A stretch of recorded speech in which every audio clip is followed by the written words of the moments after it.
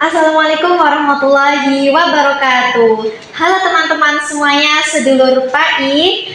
Selamat datang di podcast Semarak Inspirasi Tahun Baru Hijriah. Tentunya sangat senang bertemu kalian pada hari ini, tentunya dengan suasana yang sangat penuh makna dan penuh arti ya.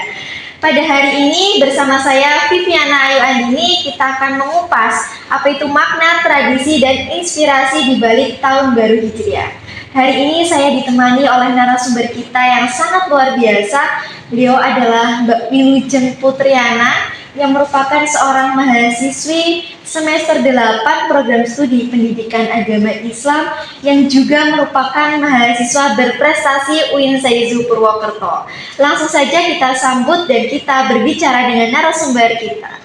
Halo Mbak Wilujeng. Halo Vivi, selamat siang. Selamat siang juga Mbak Wilu. Bagaimana kabarnya hari ini Mbak Wilujeng? Alhamdulillah, seperti yang Mbak Vivi lihat, saya sehat ya. Alhamdulillah. Bagaimana nih perasaan Mbak Wilu hari ini? Apakah sedang good mood atau bad mood? Atau malah lagi galau nih Mbak Wilu? Kalau galau enggak sih, Mbak Vivi, alhamdulillah. Alhamdulillah saya hari ini good mood ya. Bahkan dari awal saya waktu ditawarin sama salah satu teman-teman HMPS gitu ya, buat podcast di sini. Ini first time saya ngisi podcast gitu ya. Saya langsung good mood, saya seneng banget alhamdulillah dikasih kesempatan itu. Alhamdulillah ya Mbak Wilu. Alhamdulillah. Nah sebelum kita masuk ke pembahasan ya Mbak Wilu, mungkin boleh dong diceritakan sedikit latar belakang Mbak Wilujeng. Oke, perkenalan gitu ya Iya, Mbak ya? Betul. Oke, saya sedikit memperkenalkan diri saya kepada Mbak Vivi dan teman-teman semuanya. Perkenalkan, nama lengkap saya Wilujeng Putriana. Teman-teman kampus biasa manggil saya Mbak Wilu atau Wilujeng, Ajeng gitu ya. Tapi kalau teman-teman di rumah tuh gak ada yang tahu nama aku tuh Wilujeng gitu ya. Mereka tuh manggilnya tuh dengan nama Lulu gitu. Jadi di rumah gak ada yang tahu Wilujeng. Wilujeng tuh terkenal di sini. Maksudnya namanya tuh mereka tuh manggilnya Wilujeng di sini doang gitu. Dan saya lahir di Cilacap tanggal 22 Februari 2003. Kemudian alamat saya di Desa Kedawung, Kecamatan Kroya di Kabupaten Cilacap. Kemudian saya sekarang domisili di Pondok Pesantren At-Tahiriyah. Oh, seperti itu ya Mbak Wilu. Mendengar nama dari Mbak Wilujeng Putriana itu terkesan Jawa ya? Jawa. Memiliki arti Jawa kayaknya. Nah, aku dengar-dengar Mbak Wilu itu suka dengan kebudayaan tradisional ya. Cocok banget dengan nama Mbak Wilu yang kejawen gitu ya. Jawa. Nah, bagaimana sih kebudayaan tradisional yang Mbak Wilu gemari atau yang Mbak Wilu senangi jika dikaitkan dengan tema kita hari ini yaitu Tahun Baru Hijriah?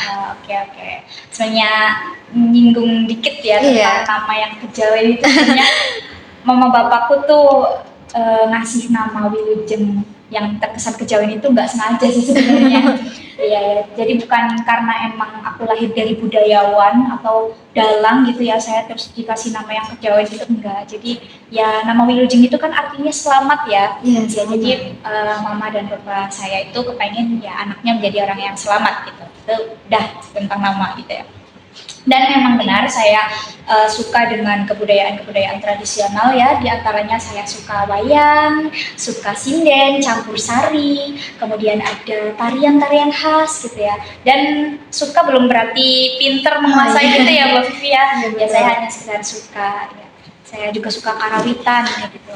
Dan untuk dikaitkan dengan tema hari ini ya, Semarak Tahun Baru Hijriah, kebudayaan itu kan nggak berupa tentang penampilan doang gitu ya Mbak Vivi ya, nggak cuma tentang tarian atau lagu atau alat musik gitu, tapi kebudayaan itu juga tentang bisa ritual gitu. Dan orang-orang Jawa itu biasanya itu punya tradisi masing-masing daerah untuk memperingati Tahun Baru Hijriah. Mereka itu punya tradisi, punya ritual khusus untuk memperingati Tahun Baru Hijriah dengan tujuan ya untuk berterima kasih kepada Allah Subhanahu wa taala karena telah memberikan kecukupan dan juga telah mempertemukan mereka ke bulan yang mulia ini gitu. Mungkin boleh di-spill sedikit bakat Mbak Wilu yang dalam kebudayaan tradisional itu buat menyapa teman-teman pendengar. Oke. Ya, saya pengen nyanyi dikit. Boleh, nggak apa-apa, banyak juga nggak apa-apa Mbak Wilu. Oke, saya pengen nyanyi lagu Jawa ya, sepenggal lagu Jawa. Uripiku mung sedelo isi suwe uripe wit-witan kae mayu padha toto besuka tekan malaikat pancabut nyawa. Ya, merdu sekali ya Mbak Wilo. Makasih. Pasti sudah menjuarai tingkat nasional nih, banyak mengikuti lomba ya Mbak Wilo. Kalau menjuarai sih ya nggak sering-sering banget ya Mbak. Iya. Berkat doa dari teman-teman semuanya. Tapi saya memang tertarik dengan lomba-lomba kayak gitu ya. Tapi saya bukan di kayak khusus budaya gitu. Saya biasanya iya. itu lombanya malah dai gitu ya Mbak. Oh iya. Dai yang memang saya selipkan sedikit tentang bakat saya dan juga minat saya di kebudayaan gitu. Nah, mungkin teman-teman sedulur PAI jika ingin latihan tembang macapat ya bisa hubungi Mbak Wilujeng ya langsung ya. Nah, masuk ke pembahasan ya Mbak Wilo. Kita kan tema pada hari ini tuh kan Semarak Inspirasi Tahun Baru Hijriah ya Mbak Wilo. Nah, sebenarnya Tahun Baru Hijriah itu apa Mbak Wilo? Oke, dilihat dari namanya gitu ya, Hijriah. Itu di situ kalau dari tulisan Arab gitu ya, itu ada ya gitu. Nah itu tuh ya nisbat, dimana kalau ya nisbat itu menunjukkan suatu kayak bangsa, kayak misal Nasroniyah. Nah itu tuh berarti bangsa Nasrani gitu. Hijriah berarti itu bangsa hijrah. Nah itu kalau dilihat dari latar belakangnya, memang momen tahun baru hijriah itu diambil dari satu momentum dalam Islam gitu ya, yaitu hijrahnya Nabi Muhammad SAW dari Mekah ke Madinah. Kalau misal saya pengen cerita sedikit tentang sejarahnya, boleh kan nih Mbak? Boleh sekali Mbak Wilujeng. Iya, oke. Untuk tahun baru hijriah gitu ya, saya sedikit bercerita untuk latar belakangnya. Awalnya kok bisa ya tahun baru hijriah itu ditetapkan sebagai bulan, tahun baru hijriah itu ditetapkan di tahun hijrahnya Nabi dari Mekah ke Madinah. Itu gimana sih asalnya itu? Pada saat itu sekitar tahun 622 Masehi ya Mbak Vivi ya. Sekitar tahun tersebut itu khalifah kita yang kedua, yaitu ada Sayyidina Umar radhiyallahu anhu, itu mendapatkan surat dari Abu Musa al-Asy'ari.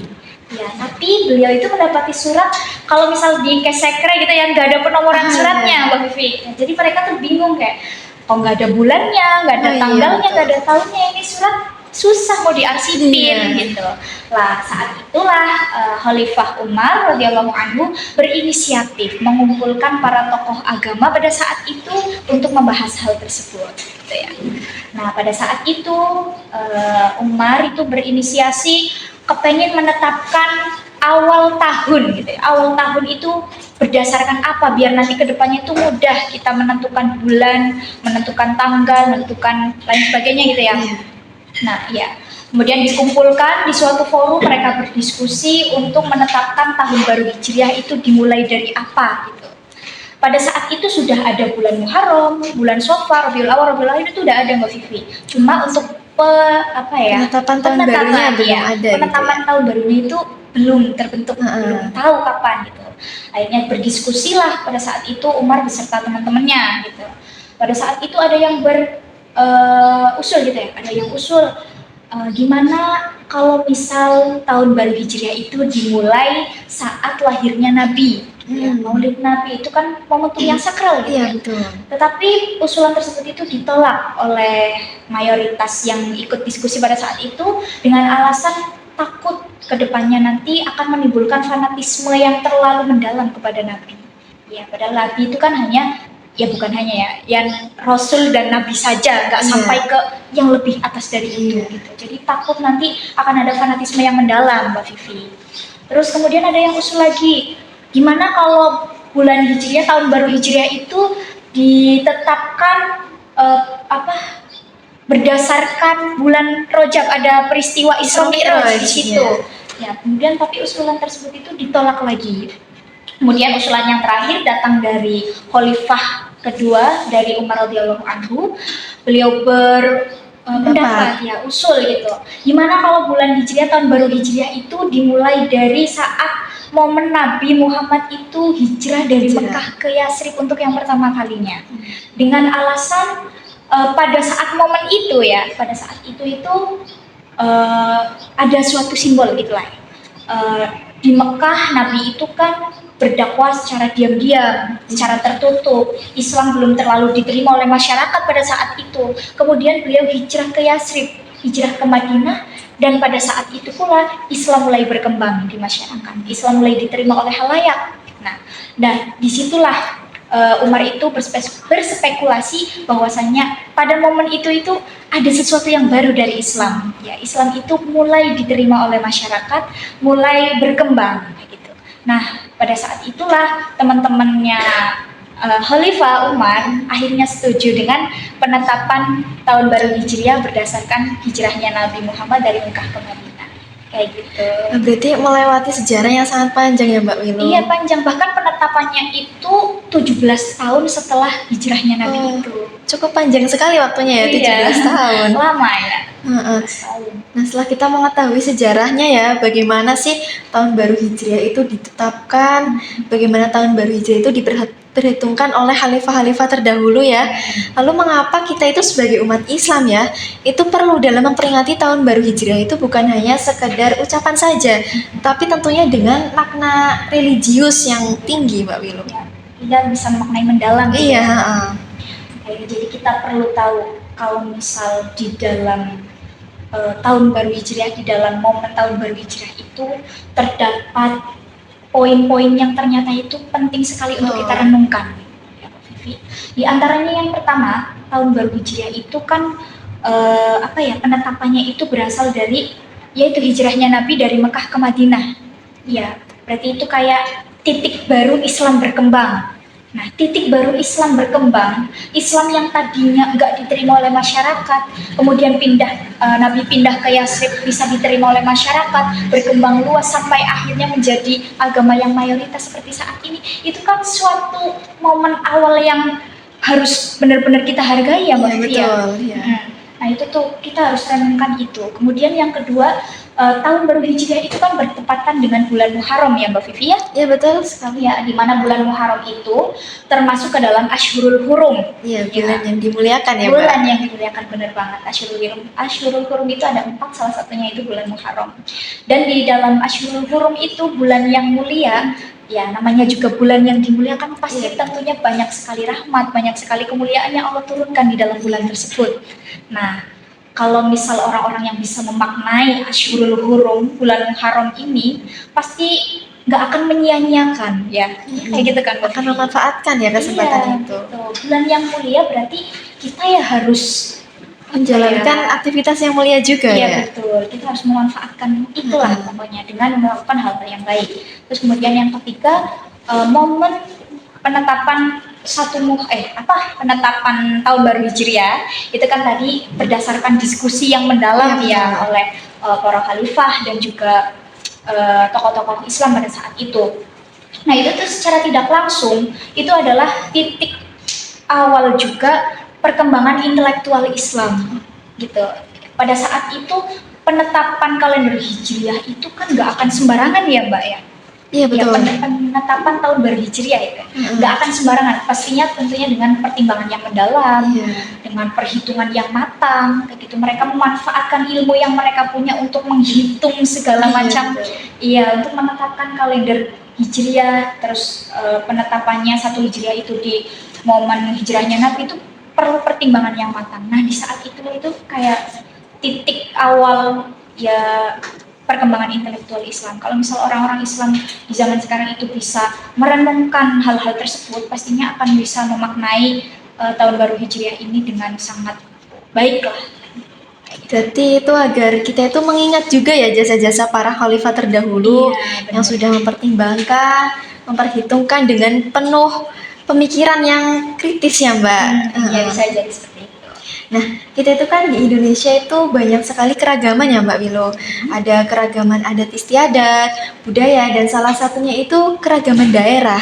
Nah, kita itu kan hidup di daerah Banyumas ya. Kita itu adalah masyarakat Jawa khususnya. Nah, bagaimana sih menurut Mbak Wilo masyarakat Jawa itu dalam memandang tahun baru Hijriah? Oke. Sebenarnya masyarakat Jawa itu ya, itu sudah mengetahui kalender Hijriah, Iya. Dan juga tahun baru Hijriah itu udah dari lama Mbak sebenarnya. Karena pada saat kerajaan Mataram Islam memerintah sekitar tahun 1600-an mungkin ya kalau nggak salah. Itu tuh ada salah satu sultan dari kerajaan Mataram Islam, namanya beliau itu Sultan Agung Hanyokrokusumo. Itu salah satu sultan Mataram yang berhasil mengantarkan Mataram pada puncak kejayaannya ya. Beliau juga seperti halnya Sayyidina Umar radhiyallahu anhu berinisiatif untuk menetapkan kalender Hijriah sebagai kalender yang resmi. Oh iya. Iya. Mbak Vivi pernah dengar kayak istilah suro, sapar, mulut, apit, besar Pernah gitu? itu. Kalau orang-orang Jawa biasanya gitu ya, Iya, orang tua namanya gitu ya. Iya. Nah, yang menggunakan istilah-istilah tersebut itu sebenarnya adalah kalender Jawa, tapi apa ya? Yang itu tuh yang pas kerajaan Mataram itu. Oh. Nah, dan untuk perhitungannya dan juga jumlah hari di dalam satu bulan itu benar-benar sama persis dengan kalender Hijriah. Gitu. Satu suro itu sama aja satu Muharram, Mbak. Oh iya betul. Iya. Suro. Satu suro itu sama aja dengan satu Muharram. Jadi sebenarnya masyarakat Jawa itu sudah mengenal itu udah dari zaman kerajaan Mataram. Nah berarti itu walaupun masyarakat Jawa itu menggunakan kalendernya itu Jawa, tetapi perhitungannya tetap menggunakan Hijriah ya Mbak. Hijriah. Nah ngomong-ngomong nih Mbak Wilus tentang satu suro, itu kan masyarakat Jawa ada yang suatu komunitas atau kelompok sosial itu ada yang menganggap bahwa malam satu suro itu sebagai peristiwa ataupun nuansa yang angker gitu ya Mbak.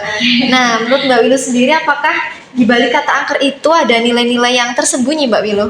Oke, menanggapi orang-orang yang bilang satu suro itu angker gitu ya. Angker.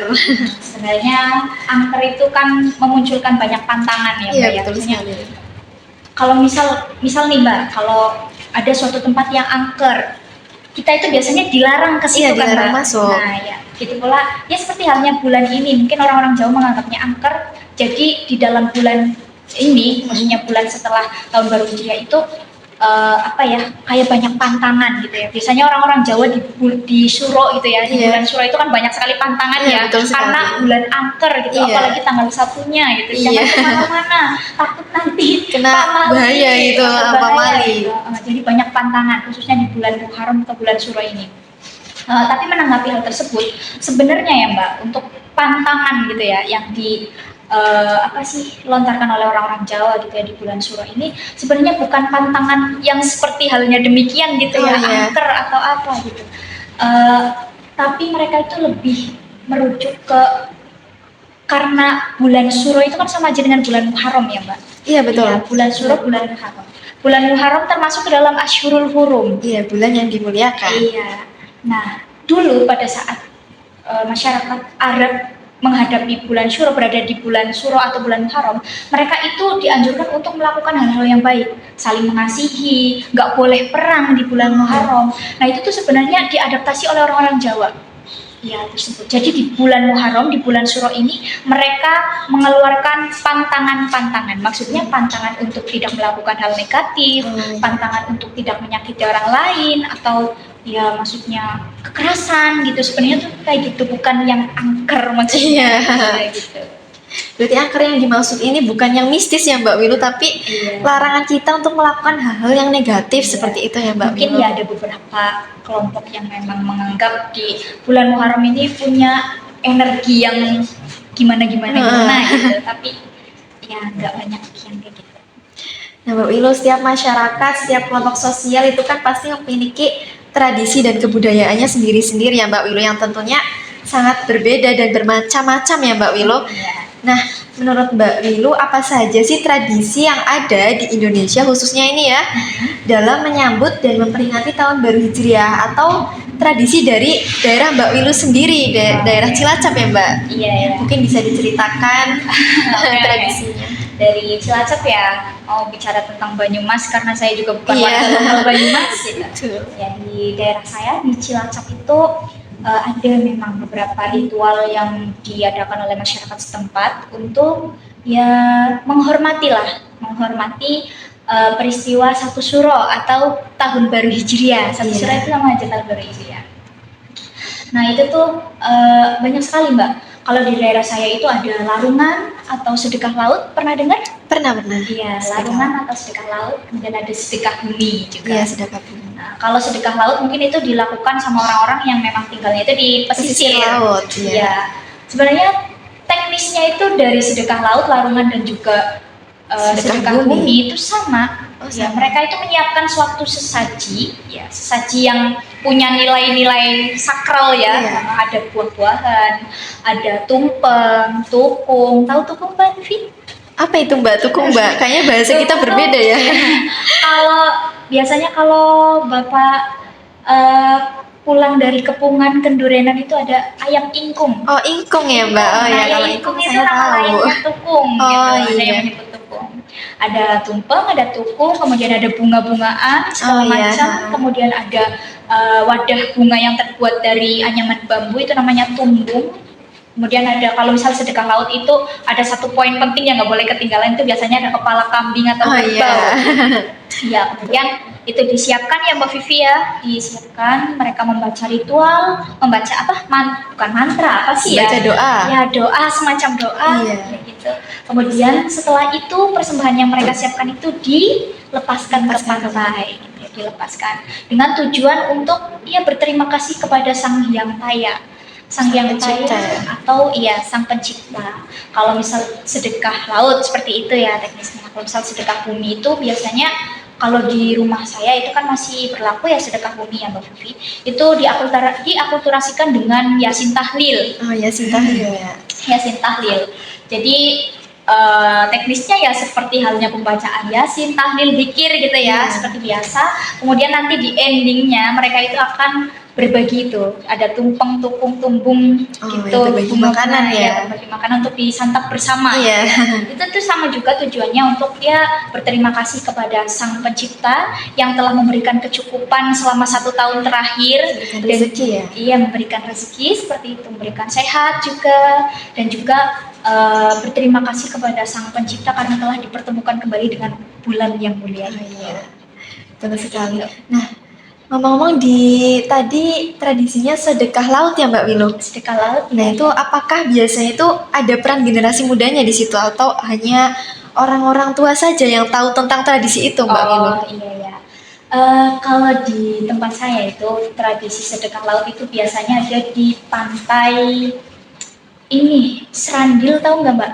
Serandil itu bagian mana ya Mbak? Adipala. Oh, Adipala ya. Nah ya itu di situ ada.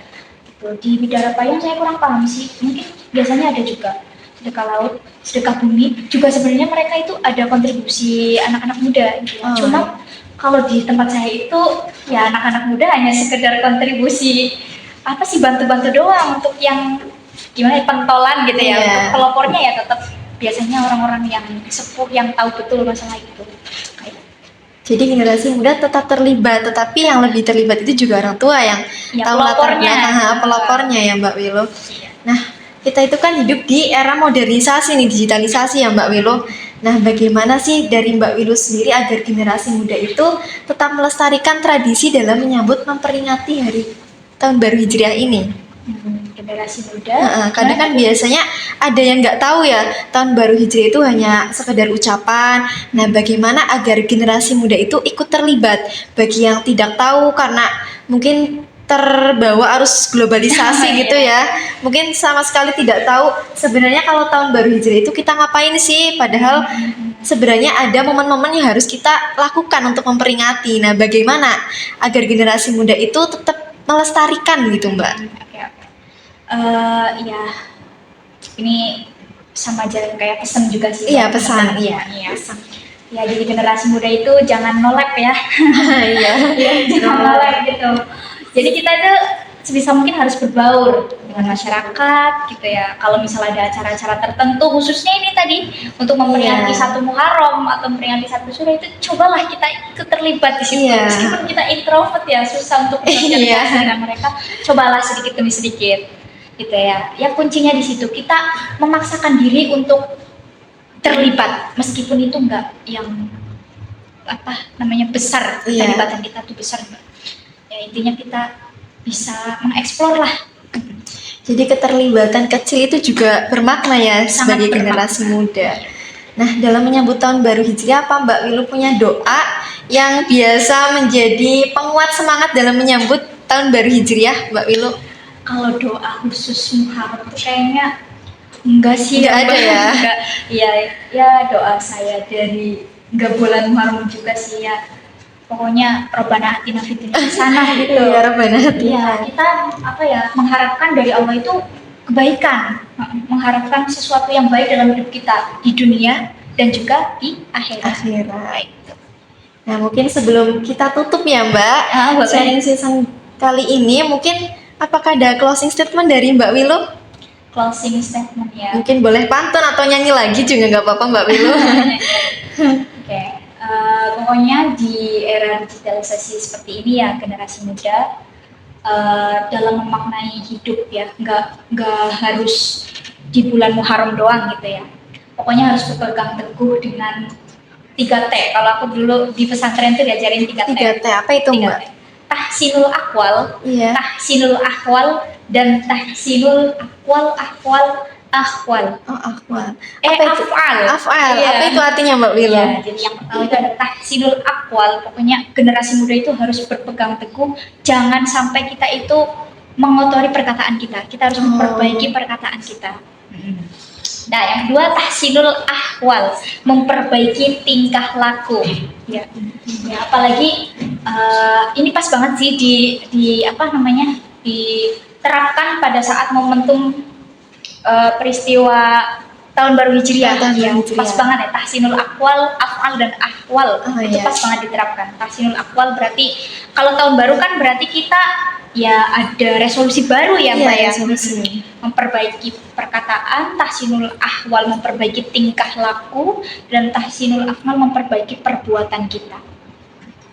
Wah, ternyata sharing season kali ini sangat membuka wawasan ya Mbak Wilu. Dari yang tidak tahu menjadi tahu, dari yang saya juga ada yang tidak tahu jadi tahu karena Mbak Wilu menyampaikan.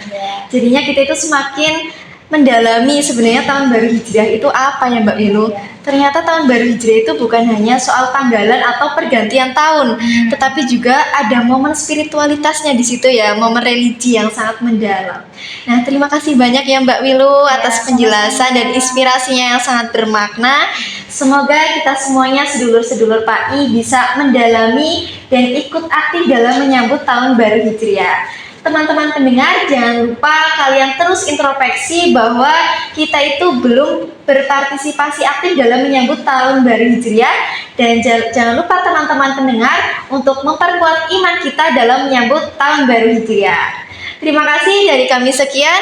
Wassalamualaikum warahmatullahi wabarakatuh.